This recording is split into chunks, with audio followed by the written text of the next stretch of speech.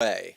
Of course, CNN has to make it about race, saying that Trump ran the most racist campaign ad in 30 years, which is just a blatant lie. Maybe CNN missed the video where there are people in these caravans saying that there are criminals among them, but whatever CNN has to do to push their race baiting agenda, I mean, the media is certainly doing a great job of dividing the country and drawing the racism out of everyone on the left.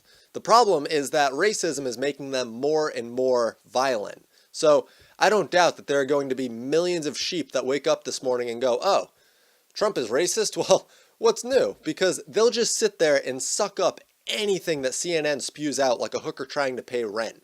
Whatever lets them keep their head in the ground and away from reality is all good with them. And if you don't believe me about there being criminals in this caravan, there's the viral video clip that's circulating around that I already mentioned, and there's also this recent story of a caravan member admitting he attempted murder and now he's hoping Trump will pardon him. He admits that he's fleeing Honduras because of the crime that he committed, but Shepard Smith, who's attempting to take the cake for the most SJW illogical sophist on Fox News, said, "There's no invasion. No one is coming to get you. There's nothing at all to worry about." And sure, people have dropped off the first caravan. It's about 5,000 now, whereas it was around 7,000 and even 14,000 reported in a Mexican newspaper. And this drop-off is in large part because they realized, there's a lot of ground to cover between Honduras and the US border. So they're either staying in Mexico or trying to charter buses. Unfortunately, there's people actually trying to charter these migrants closer to the border, even though the most recent news is that they've failed to arrange buses in Mexico.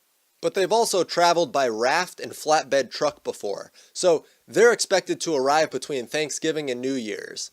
Now, the second caravan has entered Mexico at this point, and the top Mexican security official has suggested there was a conspiracy behind the first two migrant caravans already in Mexico, and how they tie in with the midterm elections coming up in America.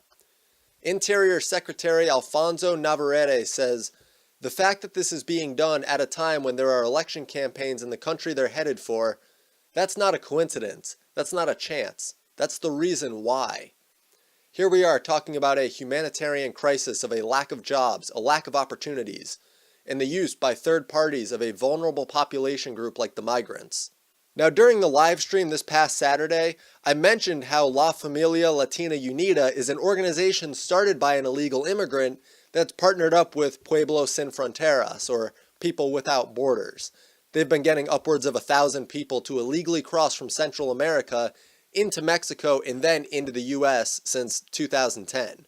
This is supported by CARA Family Detention Pro Bono Project, which consists of 4 groups, 3 of which are funded by George Soros's Open Society Foundation.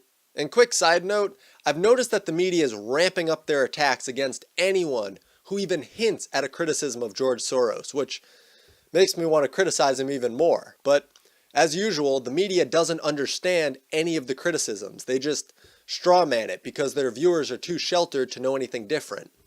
So when this top Mexican security official talks about a conspiracy behind the first 2 caravans, this is at least an idea of where he's pointing the finger. I mean, the people leading these caravans aren't new to this. They've led several. But now, let's get into the big story behind this, which many people could have guessed, but now it's finally being reported on.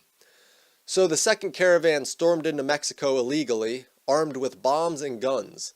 They attacked the border agents, and the Mexican Interior Secretary that I just quoted before said they placed the elderly, pregnant women, and children at the front so they'd be at risk of getting crushed. Then it would satisfy the news headlines. And you know who has the mentality of kill your own for a news headline? The most inhumane and degenerate people alive. People who can't be expected to live in a functioning Western society. And it might seem harsh, but imagine that you're in this caravan thinking that you're surrounded by your own people, and they put you at the front of the line with the intent of having you killed for a news headline. Not to mention that children are getting sick, so you can blame the parents for that one. All the mental and physical issues accrued on this journey are 100% the fault of the parents. I'm not saying that these kids' lives would have been perfect in their home country, but the parents decided to bring their children on a journey well over 1,000 miles. it's not up to America to take in anyone, especially when it's a culture that's incompatible with the West. I mean, do you think that these people will suddenly get here and realize that freedom and individuality is the best way forward? No, these people are largely uneducated, and they could be perfectly fine people, don't get me wrong, but we don't need that. We need productive people to make America a better place. That means no low-skill laborers. That means no criminals. That means saying no to 99, if not 100% of the people in all of these caravans. They could be safe people to have in a country. Some of them could be. But if that's your only standard, you're going to get overrun by poor people from other failing countries. And then America is quite literally taking on the problems of the corrupt leaders of these other nations.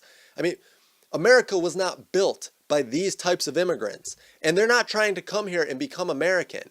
They're trying to flee socialist policies to turn America into a socialist country because they don't understand how an economy functions. They're largely dependent on the state. They don't understand how cultures interact or really much beyond their own emotions. And this isn't a heartless video. I have a heart for people trying to make a better life for themselves. My point is, you don't get it by storming another country's border and attempting to illegally cross. And sure, you apply for asylum by showing up at the border, but that's not what they're planning on doing. They're planning on crossing the border on their own volition, not obeying the laws of America. And if they were just people looking to come to America and make it a better place, then they'd be waving the American flag, not burning it. I mean, I'm in absolute shock and horror at the way that the left in America is treating this caravan, saying that they're not a threat.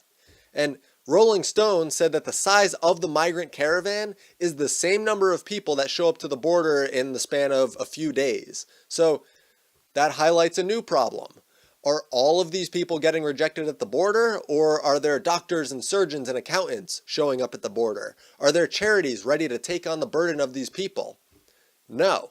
The whole system is so screwed up. I mean, if I was president, I would have shut down the border, revamped the immigration policy to be 100% merit-based, privatized the refugee programs, installed stricter vetting standards, negotiated labor agreements with other nations that actually have something to offer us, and then reopen the border so people can attempt to get through the system that I've now set up. And if you get through, then great, you deserved it. If you don't, then sorry. America isn't a migrant dumpster. Not to mention that Trump is thinking about sending 15,000 troops down to the border, which is a fantastic idea. So, that's all for the updates and whatnot in this video. I hope that you found it informative, and if you did, be sure to leave a like, share it, subscribe if you haven't.